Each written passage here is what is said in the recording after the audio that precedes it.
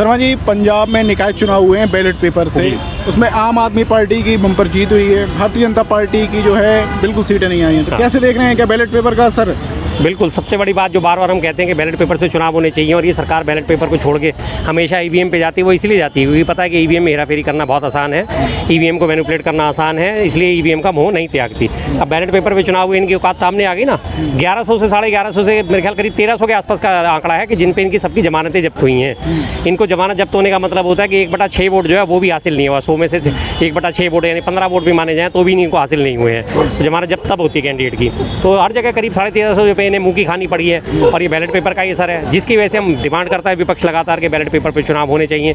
और इन्हें पता है कि बैलेट पेपर पे चुनाव होंगे तो पारदर्शी चुनाव हो जाएंगे और हमारा सुपड़ा साफ होगा। इसी वजह से बार बार ईवीएम के भरोसे अपने ताल ठोकते हैं, दम भरते हैं कि इस बार हम 400 पार होंगे, इस बार हम 300 पार होंगे, इस बार हम फलानी स्टेट में सरकार बनाने जा रहे हैं, इस बार हम इस स्टेट में सरकार बनाने जा रहे हैं, 188 सीटें जीतेंगे, 200 सीटें प्लस जाएंगे।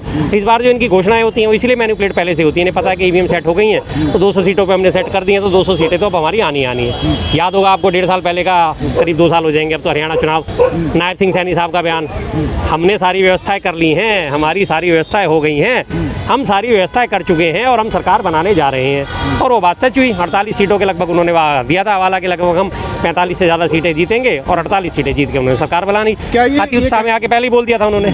क्या ये कंडीशन पूरे देश में है? अगर बैलेट पेपर से चुनाव होते हैं तो कहीं ना कहीं पूरे देश में भी असर दिखाई देगा? बिल्कुल होगा, पूरे देश में असर पड़ेगा इसको। इसीलिए बीजेपी इसी चीज़ से भागती है। चुनाव आयोग इनका पालतू पिट्ठू बना हुआ है, इसीलिए भागता है चुनाव आयोग के बैलेट पेपर से चुनाव नहीं कराना। हवाला ये दिया जाता है कि जी बैलेट पेपर छपेंगे, उसमें टाइम लगेगा, फिर बैलेट पेपर की गिनती में टाइम लगेगा, कई दिन लग जाते हैं गिनती करने में, रिजल्ट आने में कई दिन लग जाते हैं। ठीक है, रिजल्ट आने में कई दिन लग जाते हैं, 3 दिन लग जाएंगे, 4 दिन लग जाएंगे, लेकिन आप ये तो देखिए कम से कम 5 साल बाद जो चुनाव हो रहे हैं उसमें कम से कम 5 दिन की भी अगर देरी होती है रिजल्ट आने में तो निष्पक्ष तो आएंगे रिजल्ट। और सबसे बड़ी बात, जब आप 2 या 3 4 चरणों में चुनाव कराते हो तो पहले चरण का चुनाव से और आखिरी चरण के चुनाव तक, अगर हम लोकसभा चुनावों की बात करी जाए तो सबसे पहले 18 अप्रैल से वोटिंग शुरू हुई थी और आखिरी वोटिंग जो थी वो 30 मई की थी, 4 जून को रिजल्ट आए थे। तो कितना लंबा टाइम हुआ, करीब 50-56 दिन का टाइम हुआ। 50-56 दिन तक उन ईवीएम को सेफ रखा गया था ना, तब देरी नहीं हुई क्या काउंटिंग में? तो इसी तरह की देरी अगर 2 या 4 दिन की बैलेट पेपर में भी होती है तो होने दीजिए, क्या फ़र्क पड़ता है? कम से कम निष्पक्ष चुनाव तो होंगे। क्या लग रहा है, जैसे यूपी इलेक्शन आने वाले हैं, यूपी में भी बयानबाजी शुरू हो गई है। योगी आदित्यनाथ कह रहे हैं कि अब मोदी जी की सरकार और यूपी में डबल इंजन की सरकार होने की वजह से कोई भी जो माफिया है हिंदुओं को धमका नहीं सकता। हाँ, बिल्कुल नहीं धमका सकता, क्योंकि वहाँ पे हिंदू ही माफिया बन गए। अब हिंदुओं को क्यों धमकाएगा? धनंजय सिंह शायद हिंदू नहीं है, राकेश सिंह शायद हिंदू नहीं है, और राजा भैया शायद हिंदू नहीं है, और उसके बाद अनंत सिंह जो है वो शायद हिंदू नहीं है, राकेश सिंह, ब्रजभूषण शरण सिंह, ये सारे शायद हिंदू नाम नहीं है। मेरे ख्याल से मुसलमानों ने ऐसे नाम रखने शुरू कर दिए हैं जो ये माफियाओं में, किसी के ऊपर 106 मुकदमे, किसी के ऊपर 86 मुकदमे, किसी के ऊपर 40 मुकदमे, किसी के ऊपर 80 मुकदमे। और इंस्पेक्टर सुबोध सिंह का हत्यारा वो बीजेपी में शामिल हो गया, अब उसकी गिनती माफियाओं में कर दी थी इन्होंने, उसके ऊपर मकोका लगा दिया था, लेकिन जैसे ही उसने बीजेपी का दामन थामा उसे उठा के सारे मुकदमे उससे वापस ले लिए गए। तो हिंदुओं के तो माफिया कहाँ है, क्योंकि ये तो खुद ही माफिया बन गए। अब तो जगह जगह मॉब लिंचिंग करी जाती है, माफियाओं का रूप बदल गया। अब पहले माफिया संगठित होते थे, अब ये सारे संगठित माफिया तो सत्ता की मलाई चाट रहे हैं। और उसके अलावा छोटे छोटे जो है माफिया लोकल स्तर पे जो भर के आ रहे हैं, जो हिंदू हिंदू का नाम करते हुए और लोगों को धमका रहे हैं, परेशान कर रहे हैं, डरा रहे हैं, उनको नमाज नहीं पढ़ने दी जा रही है, उनके साथ दुर्व्यवहार करा जाता है। अब तो इस किस्म के माफिया आ गए ना। माफिया का मतलब यही नहीं होता कि बहुत बड़े 20, 50, 60, 70 लोग हैं वही माफिया बनेंगे।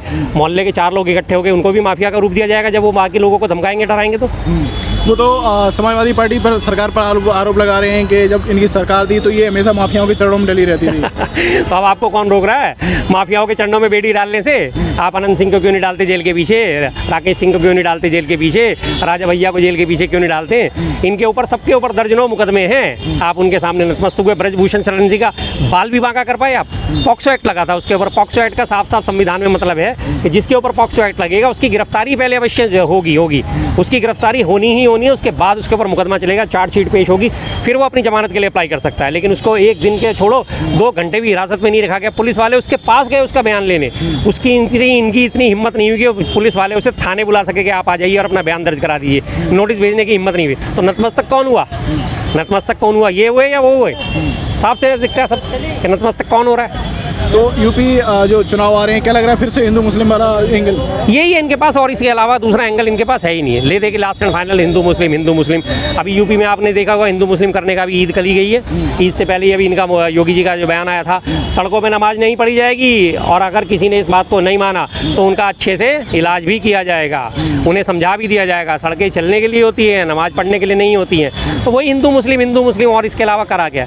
अगर सब जगह नमाज पढ़ी गई है, कहीं कोई अप्रिय घटना आपने देखी? कहीं कोई अप्रिय घटना देखी? सबको पता है तो यह प्रेम मोहब्बत का त्यौहार है, प्यार का त्यौहार है। सब आपस में त्यौहार मनाने के बाद गले मिलते हैं, एक दूसरे को बधाइयाँ देते हैं। कोई हड़दंग करने के लिए त्यौहार थोड़ी है। कहीं देखा आपने शोर मचाते हुए, हंगामे करते हुए? कहीं नहीं देखा मैंने तो कम से कम कहीं नहीं देखा। और किसी ने देखा होगा नहीं, सरकारी हिंदुओं ने देखा होगा तो उनकी मैं कह नहीं सकता। नरेंद्र मोदी ने देश के लोगों से अपील की है कि पानी ज़्यादा पिए, तो वहाँ पर मल्लिकार्जुन खड़गे ने कमेंट किया कि हम गर्मी तो झेल लेंगे, महंगाई की मार कैसे झेलेंगे? बिल्कुल सही बात है जी। आपको याद होगा कि जब ये गर्मी, मई ऑलमोस्ट ख़त्म ही हो गया, जून जुलाई अगस्त और लगभग शुरुआत के सितंबर के 10 दिन मान के हम चलते हैं, लगभग 100 दिन की गर्मी और है। अभी कल परसों ये बयान आया था, उसके बाद आज मौसम बदल ही गया। कल फिर बदला मौसम रहेगा। गर्मी पहले के मुकाबले आज कम से कम 5 या 7 डिग्री कम है।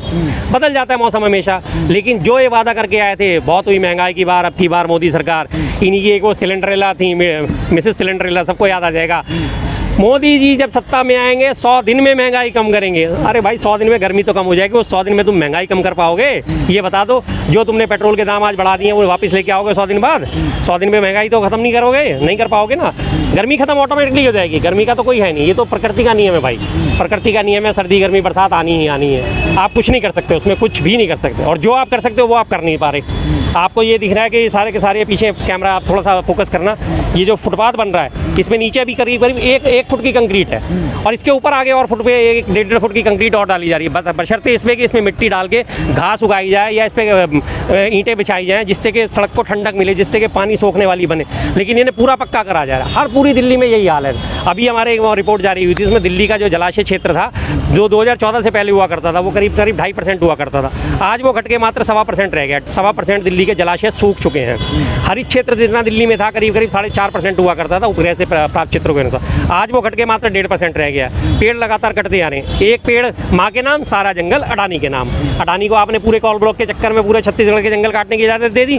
हजारों लाखों वहाँ पे पेड़ काटे जाएंगे। छत्तीसगढ़ में आप लगातार पेड़ काट रहे हो, मध्य प्रदेश के सिंगरौली में आप लगातार पेड़ काट रहे हो, दिल्ली में आप लगातार पेड़ काट रहे हो। या आप यहाँ से जाएंगे, जैसे ITO क्रॉस करेंगे और प्रगति मैदान के सामने वाला जो रोड है, जो सुंदरनगर, इस पर लगातार इतने पुराने कई साल पुराने से 20 या 30 साल पुराने पेड़ हुआ करते थे। सड़क चौड़ी करने के नाम पे, टनल बनाने के नाम पे सारे पेड़ काट दिए गए। प्रगति मैदान के अंदर भारत मंडपम बनाने के चक्कर में, अपना उस भारत मंडपम बनाने के चक्कर में अंदर से हजारों पेड़ काट दिए। तो वातावरण तो आप खुद ही दूषित कर रहे हो, तो गर्मी क्यों नहीं बढ़ेगी भाई? गर्मी तो बढ़ेगी। पेड़ पौधे, हर कोई जानता है कि पेड़ पौधे ठंडक प्रदान करते हैं, छाया प्रदान करते हैं, नमी प्रदान करते हैं। लेकिन जब आप उन्हें काट दोगे, उन्हें खत्म कर दोगे, कंक्रीट के जंगल बना दोगे, तो गर्मी आनी है। लेकिन फिर भी आम आदमी इस गर्मी को झेल लेगा। लेकिन आप ये जो महंगाई पैदा कर रहे हैं, इसे कैसे झेलेंगे साहब? ये बता दो कि 100 दिन में महंगाई कैसे कम होगी? गर्मी तो खत्म हो जाएगी 100 दिन में आज से। सोनम वांगचुक का वीडियो आपने देखा होगा। उन्होंने कहा है कि हमें जो वीके सेक्शन है वहाँ के राज्यपाल उन्होंने बुलाया कि एक मित्र के रूप में बुलाया कि हमसे भेंट कीजिए। ये उनसे भेंट भी अच्छे तरीके से की, लेकिन बाद में वो ट्वीट करते हैं कि हमने इन्हें समझाया, धमकाया, इस तरीके से चेतावनी दी कि आप कॉकरोच जनता पार्टी पर ऐसा ट्वीट ना करें। तो ये वो खुद सोनम वांगचुक वीडियो बना के कहते हैं ये तो दो अजीब तरीके की स्थिति है। बिल्कुल, उनका सोनम वांगचुक साहब का ये वीडियो आया है कि उन्होंने बोला कि मुझे बुला के, जब मुझे सामने बैठे तब मेरे से बहुत अच्छी बातें करी, लेकिन मेरे जाते ही एक्स पर उन्होंने मुझे सीधे अप्रत्यक्ष परोक्ष रूप से मुझे धमकी दे दी कि या तो आप सुधर जाओ, वरना आपको फिर दोबारा से वही काम करेंगे जो पहले 6 महीने ने जेल में रखा था। सोनम वांगचुक ने क्या गलती करी है? लेह लद्दाख को बचाने के लिए उन्होंने लड़ाई लड़ी। जिस चीज़ का आप हवाला दे के आए थे कि लेह लद्दाख को अलग राज्य का दर्जा दिया जाएगा, 6ठी अनुसूची में शामिल करा जाएगा, क्या आपने करा? उसी की उन्होंने मांग उठाई कि जब उन्होंने मांग उठाई, उन्हें देशद्रोही बना के जेल में डाल दिया गया। और जो वास्तविक देशद्रोही हैं उन्हें आप लगातार पैरोल दे रहे हैं। आपको इसी बात में सिलसिले में याद दिला दिया आपने। अभी वो राम रहीम है, मर्डर के केस में सजा काट रहा है और बलात्कार के केस में 20-20 साल की सजा काट रहा है। अब उसे फिर से 21वीं बार पैरोल दे दी गई है, 40 दिन की फिर से। पिछले 5 सालों में 450 दिन से ज़्यादा वो जेल से बाहर रहा है। ऐसे लोगों को आप फ़ौरन छोड़ देते हो, लेकिन जो हमारे एक्टिविस्ट हैं प्रॉपर, जो समाज के लिए काम करना चाहते हैं, उन्हें उठा के आप जेल में डाल देते हो। तो यह अप्रत्यक्ष रूप से धमकाने वाली बात है। और रही बात कांग्रेस जनता पार्टी की, जनता का जो है गुस्सा है, जनता का आक्रोश है। कांग्रेस जनता पार्टी ऐसे ही नहीं बन रही, जनता को गुस्सा है, हर चीज़ में गुस्सा है। जनता पूरी तरह आज इनसे क्षुब्ध है। सुप्रीम कोर्ट ने जो उनका ट्विटर अकाउंट था सस्पेंड हुआ था, उसे बहाल करने से मना कर दिया है। सुप्रीम कोर्ट कहाँ सुप्रीम कोर्ट रहा? अब सुप्रीम कोर्ट की बात हम करते हैं, हमें बहुत बुरा लगता था जब हम जुडिशरी की जो है व्याख्या करते थे, और जुडिशरी को अगर कोई कहता था कि नहीं जुडिशरी जो है न्यायपालिका सर्वोच्च है। लेकिन आज न्यायपालिका का जो रूप अगर आप देखेंगे तो टोटल सत्ता पक्ष की तरफ आपको झुकाव नजर आएगा।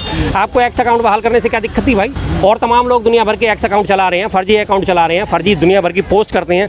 अभी पीछे आपने वो फर्जी, जब ये तेल की किल्लत हुई थी और मोदी जी ने आह्वान करा था कि सोना मत खरीदो, रोटी खाना छोड़ दो, और एक टाइम का ये दुनिया भर की 4-5 अपीलें करी थी, खाने का तेल कम खाओ।